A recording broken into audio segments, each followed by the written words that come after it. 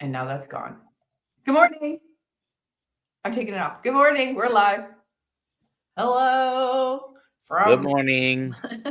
Dr. Kiltz is flying today, so it's the Nelson and Alia show. We do have a guest. We're just handling some technical difficulties, and hopefully they'll be on in a second. All right. So good morning, everybody. This is Dr. Nelson and Alia, like she said. And we do have a guest. We're having some technical difficulties, I guess. Can you hear us, Kelly? Okay. Hello. Can you hear me? Yes. Now, yeah. Sorry about that. I had technical difficulties with a laptop computer is being super slow, so I have to use my phone. Okay. Oh, it's okay. I'm glad you figured it out. All right. So, good morning, everybody. I did the hashtag today. It's hashtag carnivore, and somebody's winning this book today. Babies for Babies.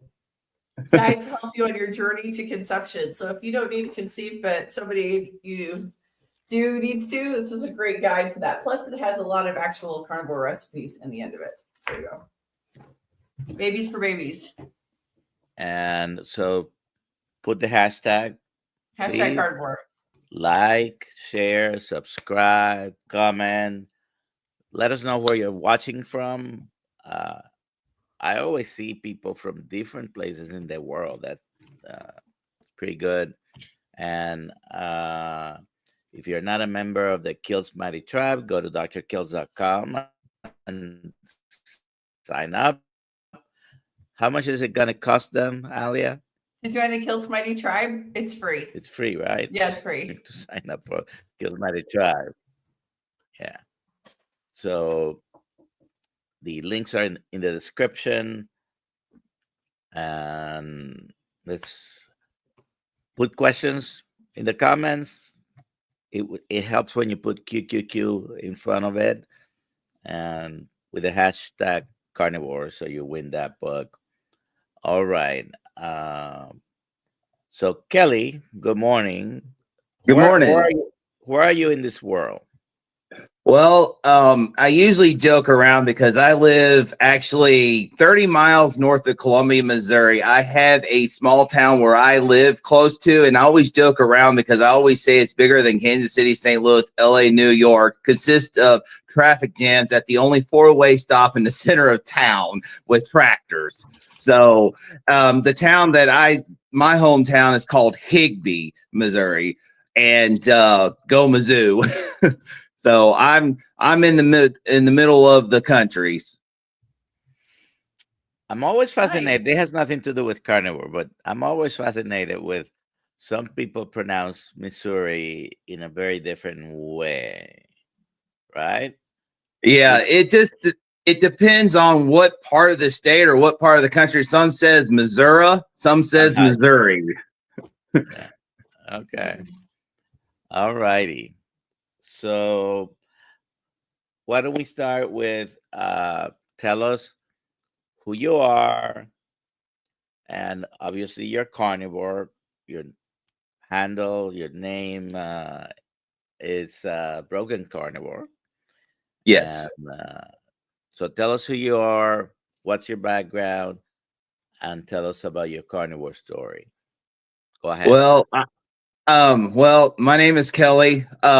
I have been in the maintenance trades for probably 25 years this year. I do is apartment maintenance now. I've been industrial maintenance for the first 8 years of my life. And then the second 8 years of my career, or the second part of it, I've been in apartment maintenance. I'm actually a maintenance supervisor for a apartment community in Columbia, where I have me and another tech. We maintenance, and not only that, do grounds. So we're pretty much on our feet most of the day.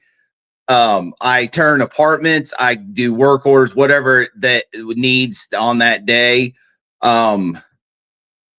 I'm going to pretty much start with me. I pretty much was, overweight most of my life. My dad smoked. I never smoked. I didn't want to do that. And of course, you had those little health issues, and plus the coming of the 80s when I was a kid, you had the plastics, you had the seed oils, you had all that junk food. So, as time goes, I went from normal and I was overweight. And as I got older as an adult, I just continued to eat just normal. And as I got older, I also gained, I was almost 400 pounds. And just like most of us, we do the moderation, lose weight, gain weight. And when I got to about 2019, I also had some habits that I don't even do anymore because I'm an advocate against smoking and tobacco, because that stuff is harmful and it does wreck your body. If you don't quit, you can end up with cancer. You have heart issues, you have blood pressure issues, all that stuff. So, I quit all that. But then about 2021, I was almost 400 pounds again. And by accident, I discovered a Dr. Barry's video. And so I wanted to know more about this. So I continued to look at it. So the following day, I decided I'm going to start keto. I wish I'd done carnivore, because if I knew what carnivore, how amazing carnivore is and how sustainable it is, I would just been carnivore. But I decided I'm going to decide to go keto. And so I lost about 100 pounds, but unfortunately keto wasn't stable for me. I ended up gaining half the weight, and then plus not realizing some of the plants out there that can be toxic. Also had issues with arthritis, and I have a hip issue, so it just got worse. And then finally in December probably about July, I said I had enough. I'm going to give carnivore a try. And ever since then, I noticed that things started changing. I can start being able to perform my job. And now I'm almost in a year in it. Now I can actually really do a full days of work without any pain or bile discomfort. That's great. Some people are asking for you to flip your phone this way, because I think they can only see this part of your head. Okay. Let me try. That's not working. Well, it's locked. He has it locked. Okay. It's not the screen flipping automatically. He has. Yeah. All right. That if you Let can, me- that's fine. Let me see if I can get this thing to flip, because I'm tired of holding it. Oh, wow. Yeah, exactly. So I just want to mention while we're fixing that we have there's an event coming up in Seattle with Healing Humanity that Dr. Fields is going to be at on June 7th. And then we have our Boston event coming up on June 28th. And most likely we're going to have our Syracuse event September 27th and not the 20th, because Dr. Lisa Wiedemann can't make the 20th. But so just to let you guys know. Oh, we got a question for Kelly. Juliet Marie, I live in Missouri too. Where do you buy beef from? A local farm? Right now, I just get it at the store. There is several local farms in my area. I have went to the Columbia Farmers Market, and I have bought meat there, and a lot of that meat is really good. I'm hoping, I have a neighbor just right across the road from me. They are working on fixing to sell beef, so I'm hoping that I can get it through them. And actually one day, because I live on 25 acres, and my goal is to have a kind of a homestead type a farm here, where I'm going to do, I can't do cattle, but I can do like haired sheep. And I was also going to maybe buy a calf, wean calf, and fatten it up and just do it myself, where I can raise it grass fed and I know what I put in it. But other than that, I just pretty much buy mine at the store.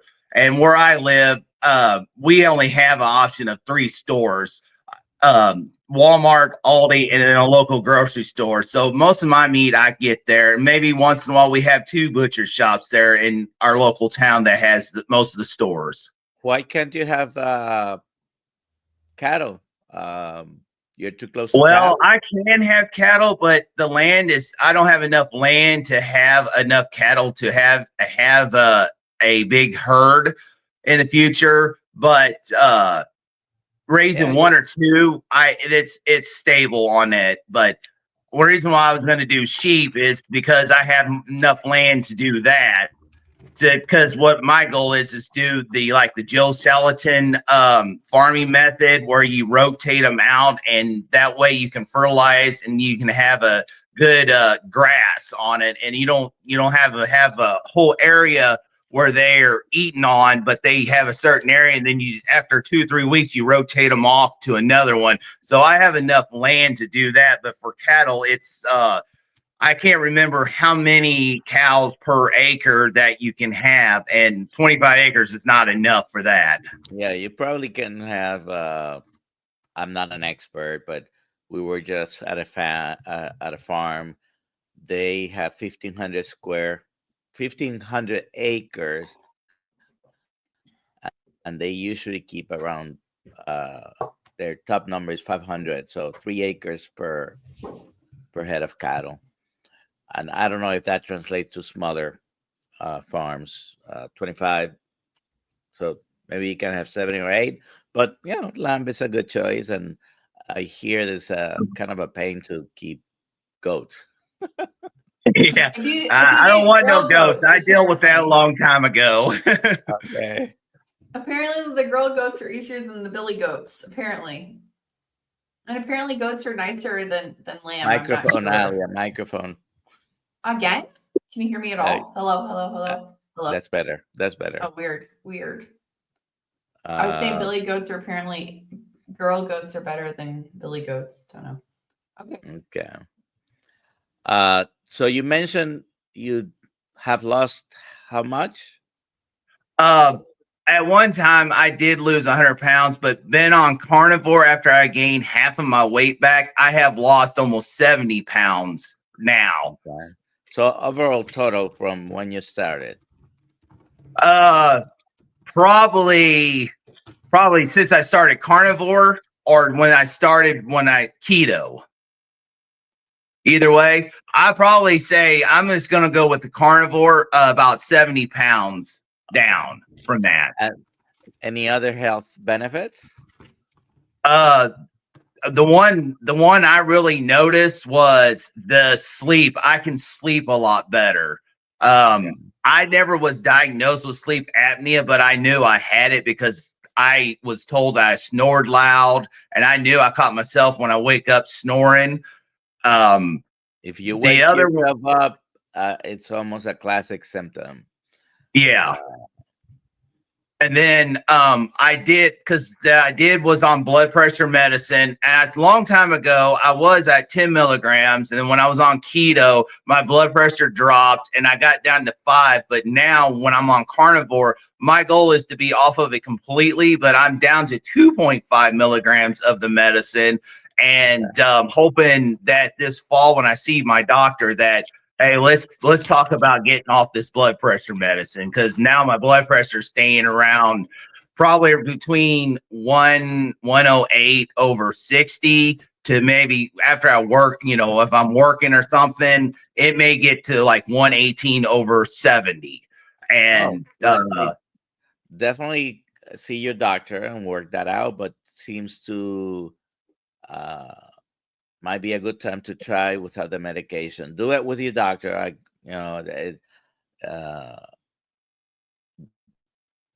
He can work out a plan with you.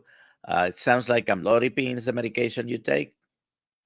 Yeah, that's the only medication I take. Matter of fact, what's the other benefits that I had was I used to take when was hurting with this arthritis hip or my left knee, I take ibuprofen. Now I don't even take none of that now because I have this, maybe by the end of the day, I might have a mild discomfort when I'm walking, but like the pain just goes away. And that's truly a blessing not to have any kind of that in your system trying to relieve pain. Okay. When you take the non-steroidal anti-inflammatory agents or NSAIDs or anti-inflammatories, there's plenty of them, but ibuprofen is the classic example. That can affect your blood pressure, raise your blood pressure. So the regular use of if you take it Once in a while, it's a little bit different than all the time. And if you don't have to use it at all, then great. Because that contributes to hypertension. It can damage your kidneys, your liver. It's not without possible side effects. I personally used them for many years. I suffer with chronic pain. It's gone on carnivore. It's truly amazing how just eating a nutrient, ancestral based diet like a carnivore diet, how it just changes your whole system versus eating all the other junk out there. Certainly. It's quite an impact on total health. And some people say, oh, well, you stop eating the ultra processed foods. If you always did that, you can eat whatever. And for some people, that might be the case. But I think it's it's a multiple thing. Obviously, what you eat and what you don't eat, they're both important. And also, sleep. You mentioned sleep is better. That's very important. Yeah, it is a whole lot better. Like, I can go to bed and I can fall asleep, and the next thing, I may wake up maybe one time a night to use the restroom, but then I can fall right back to sleep. The next thing's the alarm's going off and it's time to get up, and I'm feel great. I know another benefit that I've definitely noticed, especially this year, and a lot of carnivores can testify to this one. I don't burn. Like, I can go out there, I may get a little red, the skin gets red, but then the next day it's tan. And that's one thing, is I used to be able to burn easy, and I don't burn that. I don't burn at all now.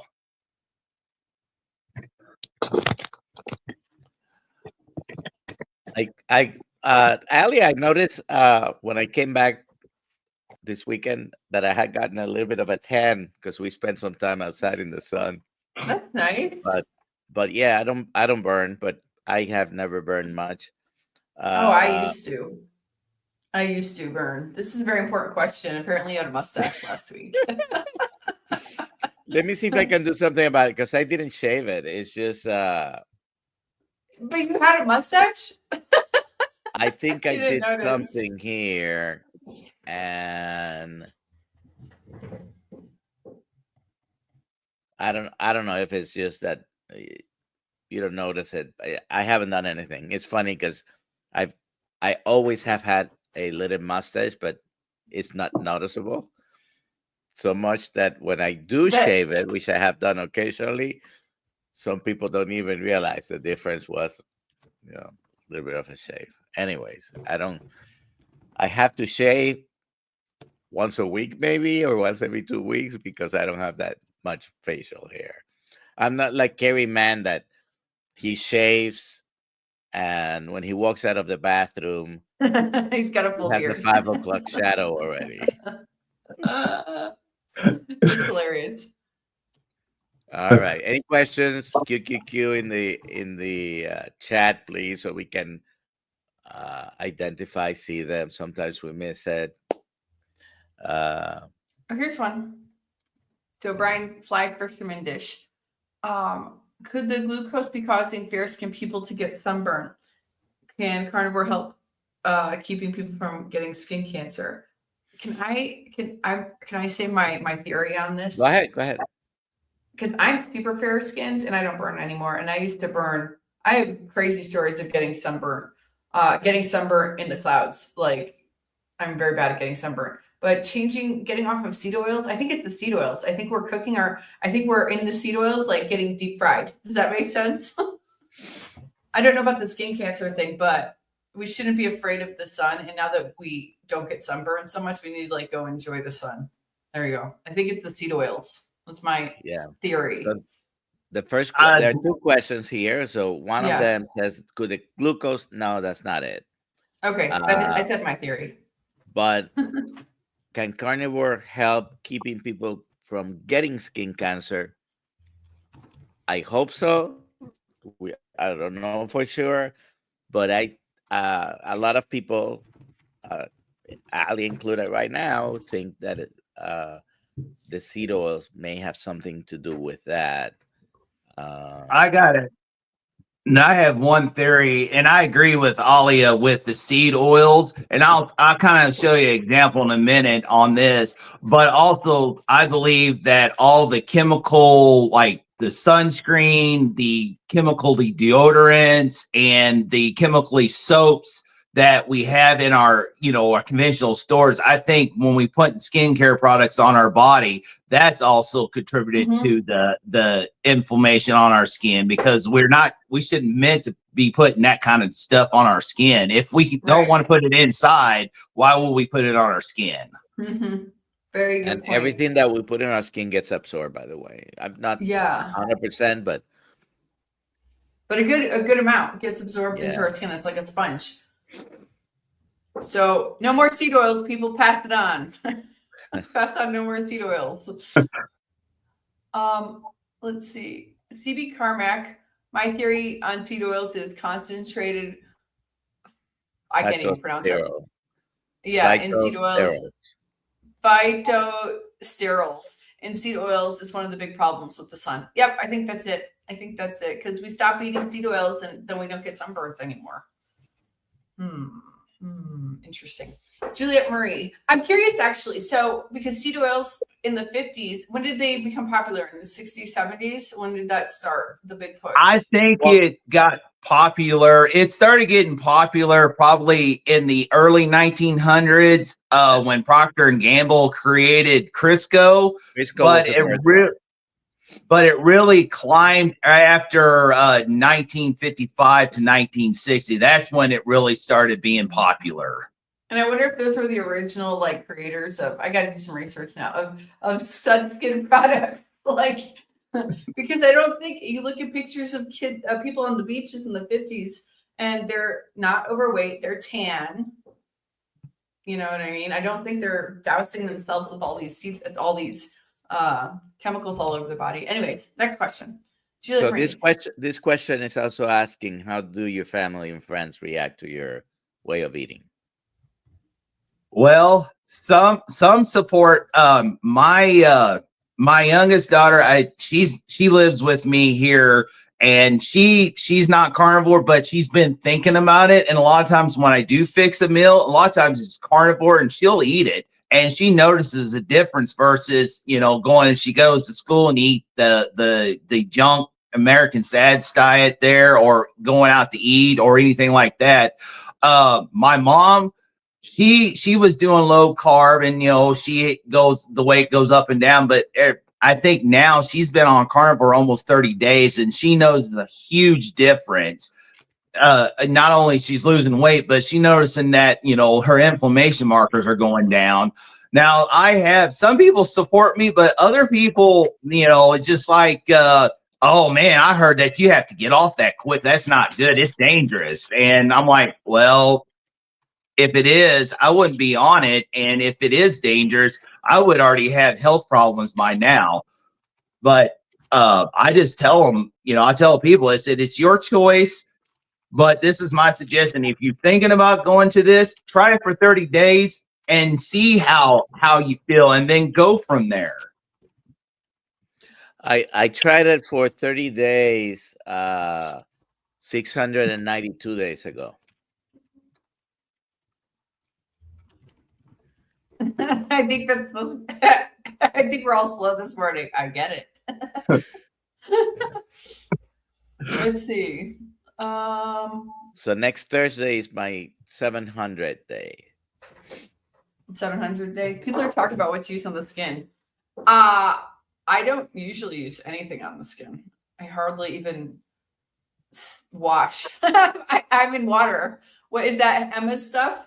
It's Emma stuff. So I got here's free plug. Compassionate carnivore.store, I believe is her website. So we got Compassionate Carnivore Tallow. That's pretty good. We got Skin Pharaoh, which is lard. That's another one. You can't really see it. And then I've got something from Serena.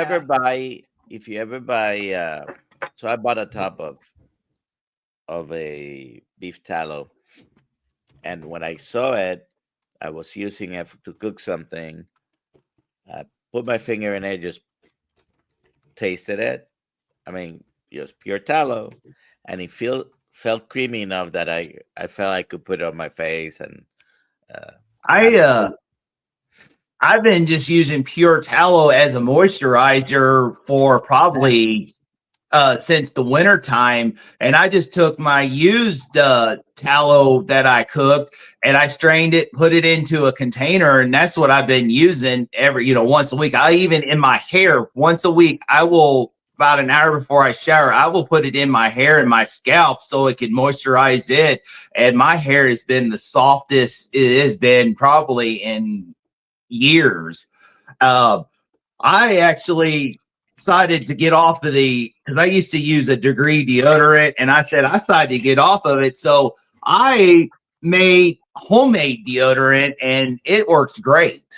And it's just a simple recipe that I found off the internet that it uses a zinc oxide non-nano. I use a pure baking soda that's pure, and then I use tallow as the other ingredient, and it works great. And I just have what they call beeswax to kind of give it it's optional, but it gives it a little more firmness. And I've been using it for a week, and I have not noticed any body odor compared to the degree, because I know as carnivores we don't have as much body odor like we used to, but you still have some, especially if you're working in the heat, working the trades where you sweat a lot. You do tend to get a little bit of odor buildup. But since I've been using that tallow, I don't even notice it. That's great. great. Yeah. Do we have any other questions? I've been trying to keep I don't know the if you had chat. shown this question there. Which okay, one? you just never mind. Someone also asked, like, is his family doing carnivore? And I believe he was asking that question already. Let's see. Oh, here we go. John J Connelly. Okay, I went meat only for 5 days a week for the first 3 months and stayed on that. It seemed to work, and asthma and hand cramping and skin peeling gone, and mild pain is gone. Awesome. That's great. Did you have a question with that, or you wanted to let us know? That's amazing.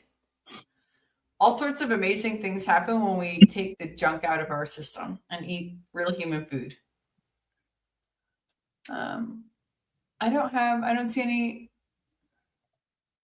Chris Trulliard, I no longer have odoriferous emanations on carnivore. Yay! Well done.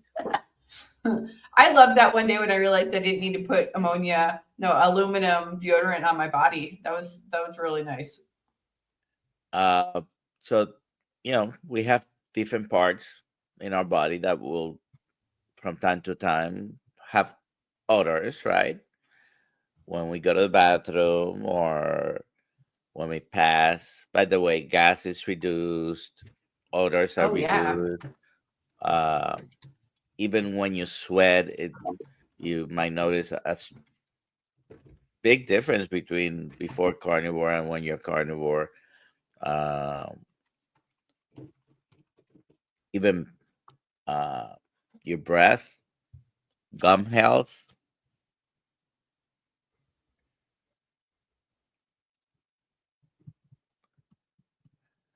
Exactly. Did we have any other questions? All righty. Let's see here. Don't forget to put hashtag. Yeah. Hashtag carnivore, right? Yeah, hashtag carnivore. Actually, I'll show you guys something. Now that since Dr. Kiltz is not here, I don't know what he's gonna say. Maybe he'll watch this later. But I found baby kilts. Somebody showed me baby kilts. Do you guys want to see baby kilts? It's very funny. Someone asked about that the other day. Yeah, I found him. Somebody sent me the link and I found it. So let me find that again. Let's see here. There is an AI program that turns you into a baby. Let's see if I can get it.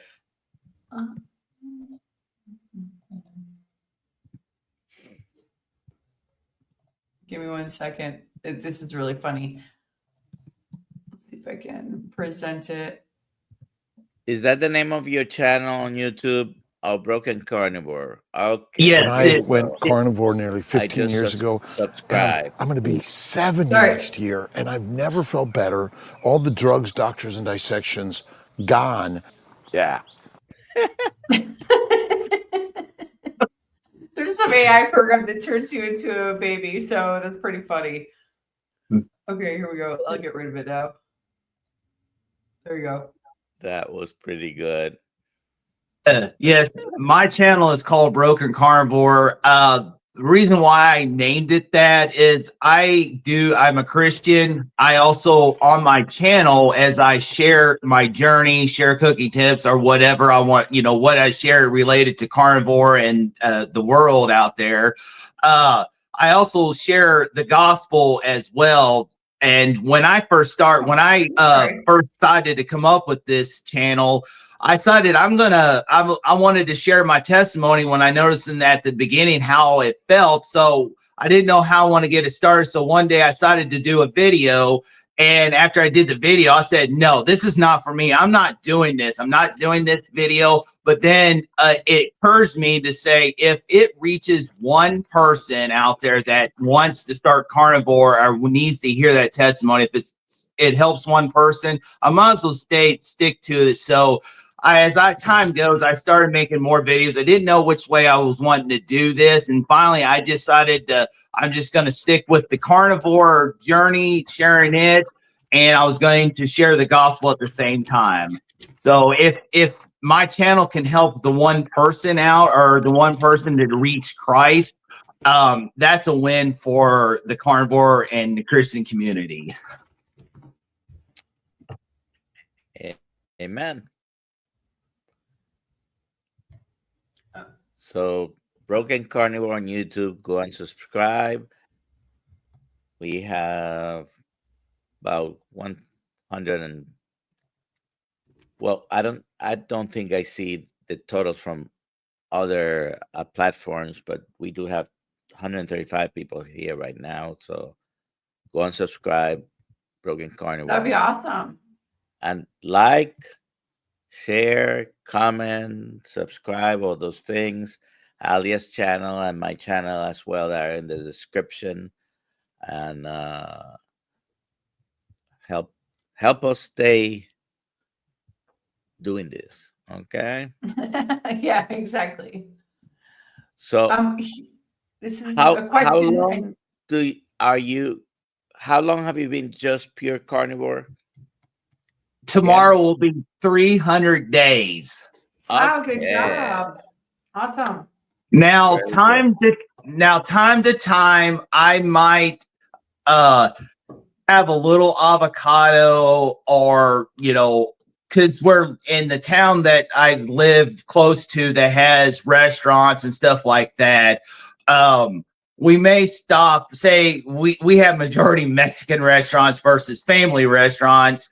And there's one restaurant I'll go to, and I know that they do steaks there, not in seed oils. I quit getting the all meat fajitas meat because I noticed that they do cook that in seed oil, but the steak. So time to time, I may have avocado or I may have guacamole. But other than that, I am pretty much 100% carnivore because I usually started to raise a garden outside, and this year I was like, I'm just gonna leave these beds. I'm gonna plant wildflowers. I'm gonna plant flowers and let the pollinators have the beds this year. You're right about the seed oils and the fajitas. It used to be that fajitas will be the only thing I order before even carnivore. I've always liked meat, so but you have to also be careful with even regular steak, even if they cook them at the end on fire or on a grill. Sometimes they marinate using seed oil. So you might want to ask, and sometimes I don't know if it's on purpose, but there is a big chain that I always ask, is that real? But even though I've asked at this particular restaurant,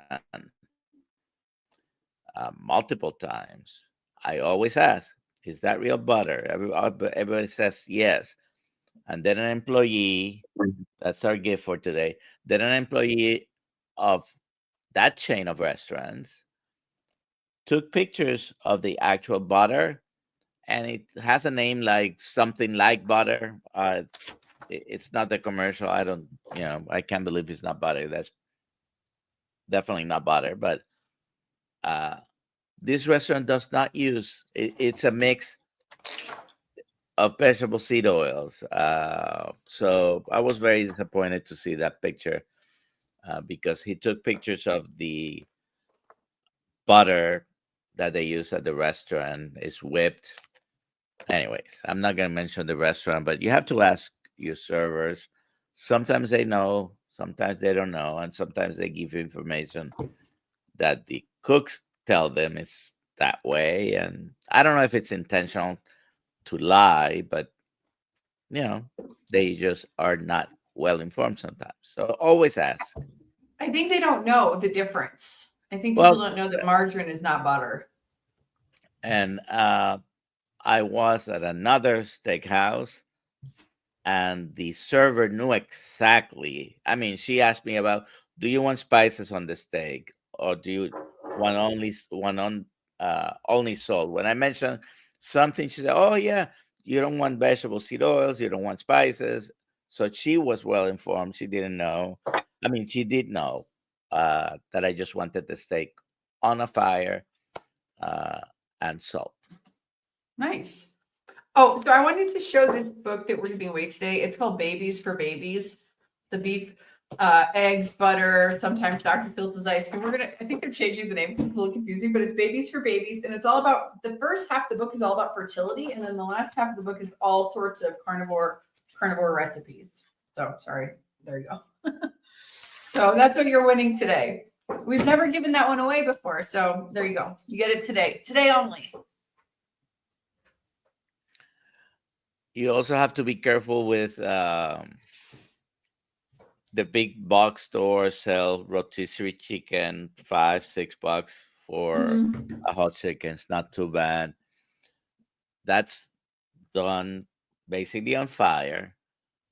But to season them, marinate them, they do use seed oil. So if you actually, when you look at the ingredients, you'll find that out. Yeah, if I do chicken, I'm going to do chicken at home because when I started, every now and then I did get a rotisserie chicken, but I stopped doing it not only because of this, they possibly had the seed oils on it, but also they put it in plastic containers in, that heated area. And not only that, you're having all the plastic chemicals leaked into that chicken as well.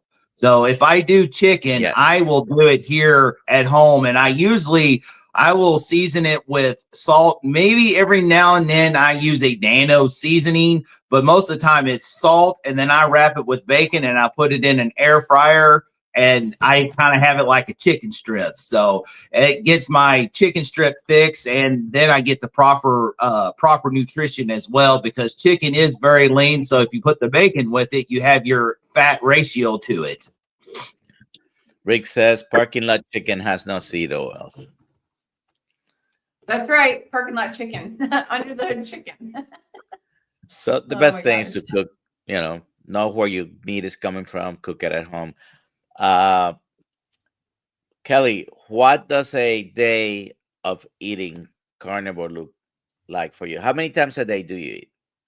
I most of the time eat once. Most of the time I do OMID, but a lot of times I also eat two meals a day.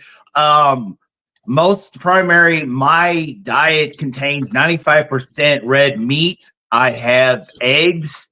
Matter of fact, where I get my eggs at is a grocery store in Colombia that actually sells pasture raised. The chickens eat what chickens do. It is actually a local farm not too far from where I live that sells these eggs into this store. Then I can get them cheaper than you can in a different store, bigger store. I know the cheaper eggs has finally gone down, but these eggs was only like $5.99, and most of these stores were selling those eggs for $9-10 a dozen. But I did have a friend that her and her family lives down the road. She said they sell eggs for $4 a dozen, so I'm going to start buying eggs from them. So I usually have that. I usually have like 4 eggs a day, and if I do have a second meal, say if I'm on the road, sometimes I will stop at McDonald's and I'll get me some quarter meat, and that's about what I'll eat. Usually I'll eat 1 meal mostly, but there's times I will have 2 meals. But I won't even eat till like 1 to 2 o'clock in the afternoon, and I want to be done eating by 7 the latest, so that way I have time to settle in my stomach before I go to bed. Okay. Oh do wait, you so we have take- another question. GFG Homestead. Question on consultation, Dr. Quilts. Are questions only limited to carnivore only? Absolutely not. Right?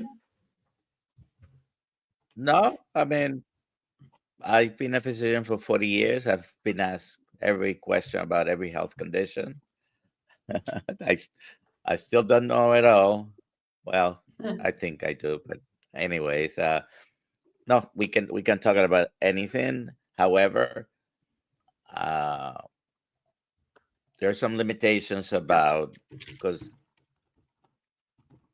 I am not your doctor, you're not my patient, and the coaching calls are to discuss anything, but I don't do prescriptions or anything like that. But if you go to the link, it's on the description here. It's also on my own channel, which is streaming right now as well. The link is there. Okay, and I just put it in the chat also. okay, good. Yeah. Chuck, anyone use Suet and how? I don't.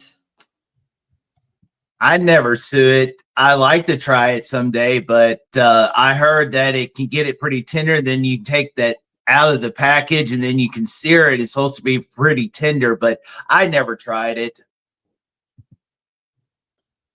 I haven't tried it either. Never tried it. We got 2 more questions here. Nancy Ragsdale question. I had lab work done a week after rotator cuff. Labs wouldn't affect it. I guess she was told it. A1C up to 6 from 5.5. AST, ALT, GGT very high. When do you think my numbers decrease? Carnivore since September 29th, 2024. All right, so probably, I mean, it's already done, but a week after surgery, you probably shouldn't be doing much labs. That many of the labs can be affected by inflammation, by the healing. Not the greatest time to do. The A1C is not affected by anything because it's an average of 3 months. But many of these could be affected by the anesthesia, by the surgery, by recovery. So AST, ALT, and GGT being high, it could be something that was present before surgery, but it could even be a result of the anesthesia affecting the liver. So maybe they just need to be repeated. If they're high, that means something is going on. So you need to try to find out what it is. And 929.24, that's even carnivore since then. That is great. So from 6 to 5.5, you were in the pre-diabetic range. Now you're not in the pre-diabetic range. You have, and I don't know if you were any higher, but I think she's saying A1C. I was wondering if she was saying her A1C was up to 6 from 5.5, like it went up after getting this operation. I think she was saying. oh, okay. Yeah. Well, then you went into the pre-diabetic range. The surgery is not going to affect the A1C. Again, the A1C is sort of an average of the previous 60 to 90 days. Red blood cells last from 90 to 120 days in your blood usually, and then they get recycled. The hemoglobin, the iron, everything that's in the cells, they were broken down. So it may take a little bit of finding out why it's been going on. Yeah. But Okay. if those liver enzymes were high before, it is very likely that you have a fatty liver. Liver enzymes being high doesn't always mean just fatty liver. It just means damage to the liver. You have to find out what's causing it. And it could be from medications, from anesthesia. It could be from viral infections, the different hepatitis. It could be from medications as well. It could be from alcohol. Alcohol, anesthesia are basically things that can affect your liver. And of course, it can be from eating too many carbohydrates for too long, and you still haven't gotten that better. So, Okay, great. and We have another question from Instagram. go ahead. It says Cat S 2020, or maybe it's Kate's 2020. When I go below 10 grams carbs a day, glucose goes up and ketones go down. Will this go away eventually? So she's saying she's lowering her carbs to less than 10 grams and then her glucose goes up. I'm sorry, I was looking for it here, and you. It's here. I It's know, here I on know, I got Instagram. it. You can't post it, but can you Yeah. repeat the question then? Sure. When I go below 10 grams carbs per day, glucose goes up and ketones go down. Would this eventually go away?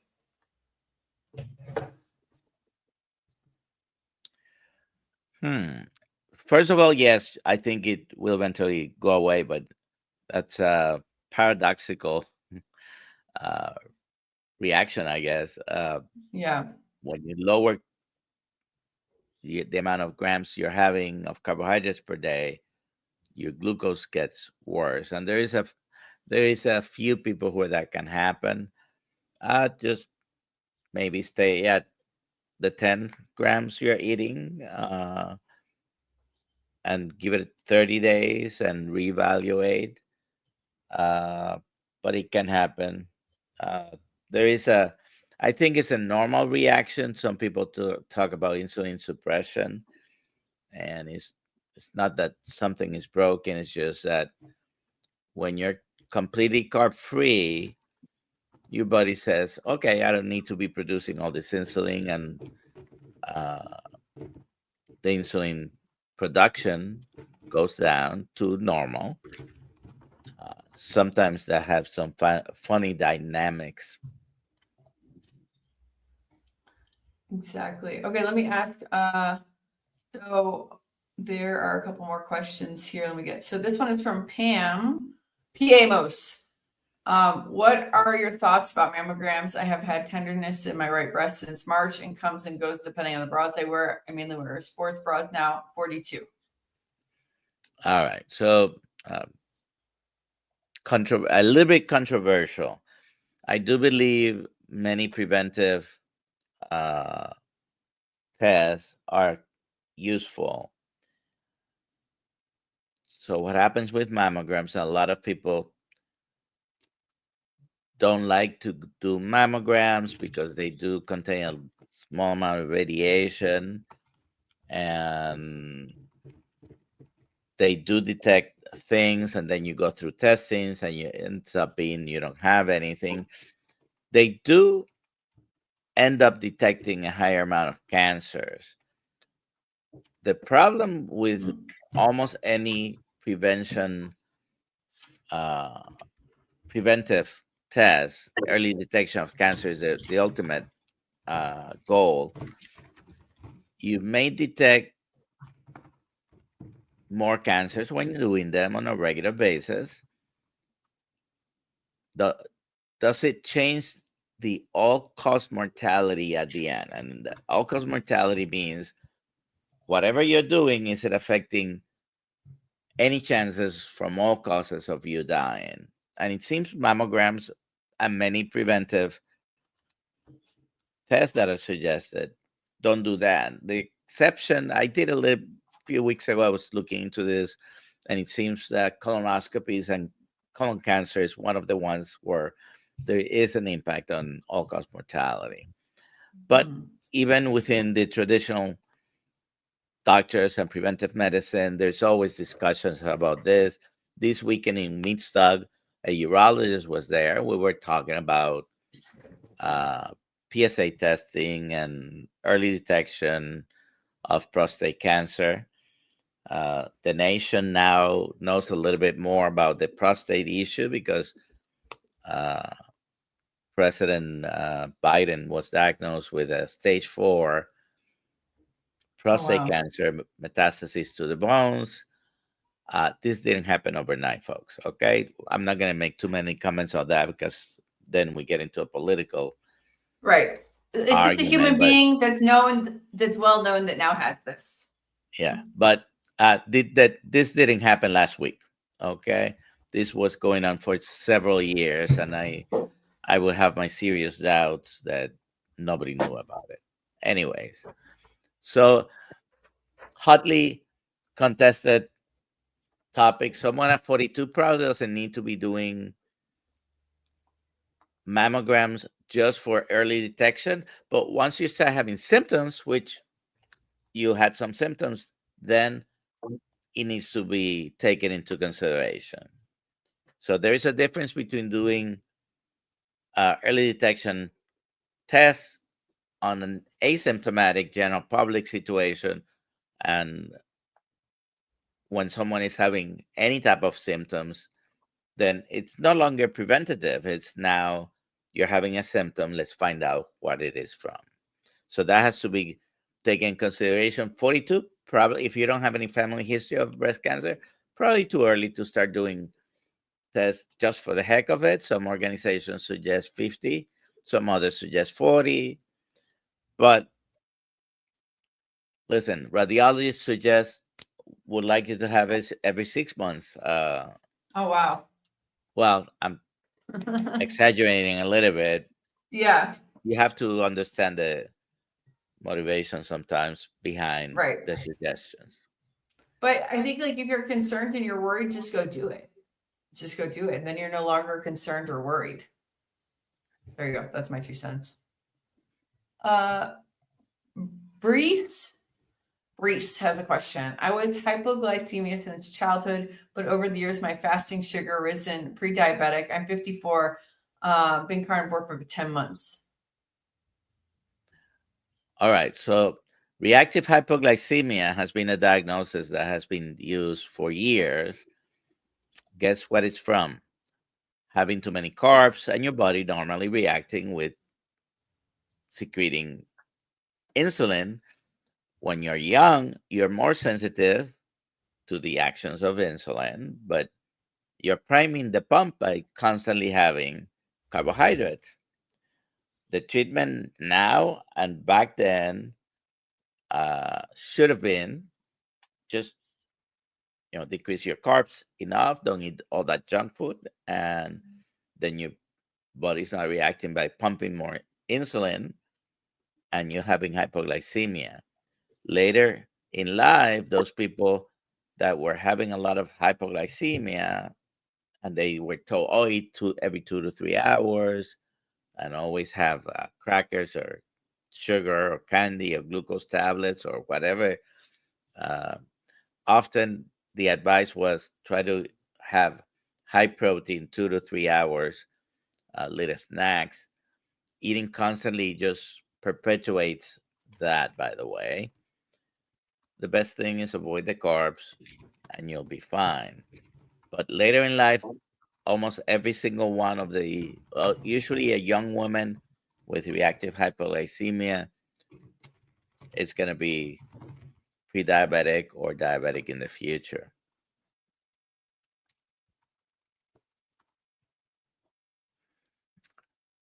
Next question. This is kind of an ongoing question or chat.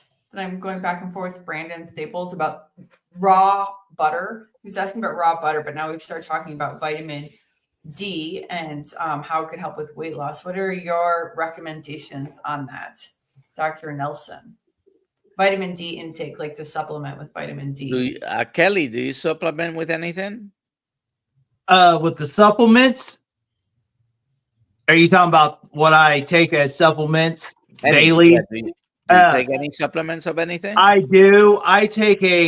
And I get most of mine because you got to be careful going to your regular stores because a lot of your supplements are filled with seed oils and junk. So I get mine at a natural grocers in Columbia. I do a vitamin D because where I live, even in the summertime, you get quite a bit, but to be able to get a lot of it, you pretty much have to have no clothes on to get that full effect. So I take a vitamin D3. I do either Dr. Berg or Dr. Berg's recommendation in the wintertime, 10,000 IUs. And then in the summertime, I do Dr. Berry's 5,000 IUs because I'm in outside more than I am in the wintertime. I take a magnesium malate, that kind of, as a magnesium supplement. I do a cod liver oil for like an omega-3, and then I do a zinc because it was recommended by Dr. Berry in one of the videos I watched to take vitamin D3, and then I supplement that D3 with the K2, and that's about all I'll take. And then besides, I cannot stomach the actual beef liver, so I get the beef liver supplements. So, on the raw butter discussion, and it's difficult to find in some states raw milk or raw butter. Most states only allow the sale of raw milk and raw milk, first of all, for pets, dogs, and cats. I happen to have a dog in the house, so I could go to there's a health food store nearby that sells raw milk, but it's only allowed for the use of pets and cats, right? Raw butter, therefore, in most states is unavailable. But if you happen to be in, I think Pennsylvania allows the Amish to sell raw butter, raw cheese, and raw milk. But in most states, it's almost impossible to find it. And when you do find it, has restrictions. They are only good for your cat and your dog, okay? They say, at least. So this weekend in meat stock, since Thursday through Sunday, I was having raw goat milk, raw bison milk, raw cow's milk. I normally don't drink milk because it really has too much sugar for me. And milk is really for babies, but this was the most delicious. Man, it was so good. Delicious milk, the most delicious milk I've had in ever, probably. It was creamy, it was good, it was clean. So someone had mentioned, I know someone, it's related, someone had mentioned about iodine. Oh yeah, there's a lot of questions. There was several questions about iodine. I mean, with iodine, I haven't personally measured my own iodine, but I do take 2 or 3 drops of Lugol's every day, as well. That's a small amount. So, but if you think you've had symptoms from iodine or want to measure your iodine, then the best way is to have it checked. There are some suggestions to test it on your skin. I don't think that's as accurate as the actual measurement, but it's a cumbersome test because you have to do a 24-hour collection, and so it's not an easy to test. But if you're thinking about some kind of iodine deficiency, then test, don't guess. I like the KISS approach. Keep it simple, right? I take vitamin D because it was last time I measured it had been low. I have to measure again because that was a year and a half ago, and I do take a vitamin D3 with K2 in coconut oil, and I buy it from Amazon. You can find that on Amazon. You take any supplements, Alia? I have electrolytes. I have NAC and myo-inositol, and for some reason, and one I can't remember, selenium. But really, I haven't been taking the selenium and myo-inositol. So I take NAC. I'm going to say one that I really don't recommend people take. I take 1,000 milligrams of niacin a day. I love that when I'm home. But do not take that if you have never taken niacin, and definitely not 1,000 milligrams. It's supposed to be good for cholesterol control, niacin. Dr. Nelson, we've talked about this before, but it's also very good if you get a lot of radiation. And I have 1, 2, 3, 4, 5, 6 computers in my office all surrounding me. So I try to mitigate that with niacin, but not 1,000 milligrams is a lot. I built my way up to that. Don't do that. If Yes, you are building interested, take, yeah. and after you may not need as much. Dr. Ford Probably not. Brewer, if you watch Dr. Ford Brewer, there's a recent, has it been released, the podcast with Dr. Yes. Kill? All 2 right, weeks ago. so go and watch that. Dr. Ford Brewer uses niacin as what he recommends to patients, but selected patients. It can increase your liver enzymes, so I have to be careful. It might increase your blood sugars, so on diabetics, you need to be careful. It does increase HDL. It is good in general for cholesterol, but it is niacin is a B vitamin. You don't need that much. I probably don't. I just have like a little scooper that does. It might help. Oh, It helps with lowering triglycerides as well. Okay, so it's useful as a tool. You can buy it over the counter, but large quantities will for sure make you think you're allergic to it, because most people will get a flush, niacin flush, and it basically looks like a allergic reaction, which is not. It's countered by just taking some aspirin with it.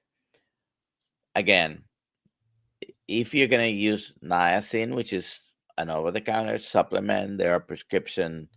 The pharmaceutical companies try to make money out of it, so they try to paint it as all these bells and whistles and delayed reactions and not flush niacin. So you can use an over-the-counter. The slow release ones are better in avoiding the flush, and like I said, taking some aspirin with it if you have problems with flush. But even when when you're eating carnivore, if you're getting niacin, you don't need high doses either. Okay? Yeah, I just have like a scooper, like it's powder, and it happens to be 1,000. Maybe I'll go down like a part of it.